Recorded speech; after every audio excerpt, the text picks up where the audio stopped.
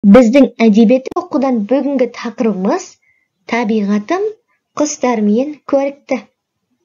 Ендеше сабақты бастайық. Сабақты бастамас бұрын жұмбаққа мән берейік. Орманда жоғары ағашқа қонады, тұмсығын балға етіп, тоқ-тоқ соғады. Ойланайық. Келесі жұмбақ. Орманда сайрайды, сайраудан еш талмайды. Кәнекей балалар, ойланамыз.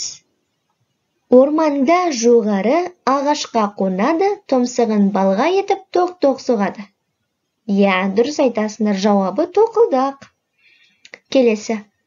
Орманда сайрайды, сайраудан еш талмайды. Кәнекей? Бұлбұл. Ендеше біздің бүгінгі тақырыбымыз тоқылдақ пен бұлбұл туралы.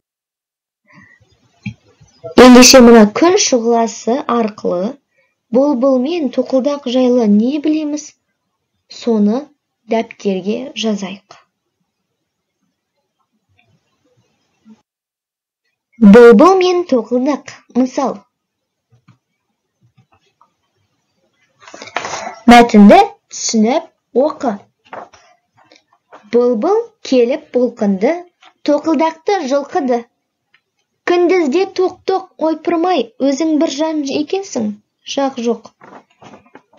Сенің тоқылыңнан орман жаңғырығып, таңертең тұрамыз басымыз мәңгіріп. Сонда тоқылдақ күлді де сақылдап. Көрсетті оған бір құтты, тұмсығымен шоқыбап. Бұлбұлмын дейсің, дымды білмейсің, кезің келді сыналар, мен болмасам, мыналар.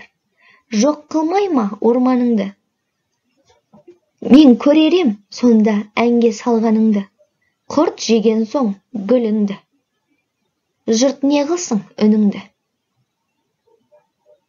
Яғни, осы мысалдың авторы кім екен балалар? Авторы Шона Смаханұлы. Ендеше Шона Смаханұлы Жамбыл облысында туылған, ақын және оның көптеген балаларға арналған шығармалары бар.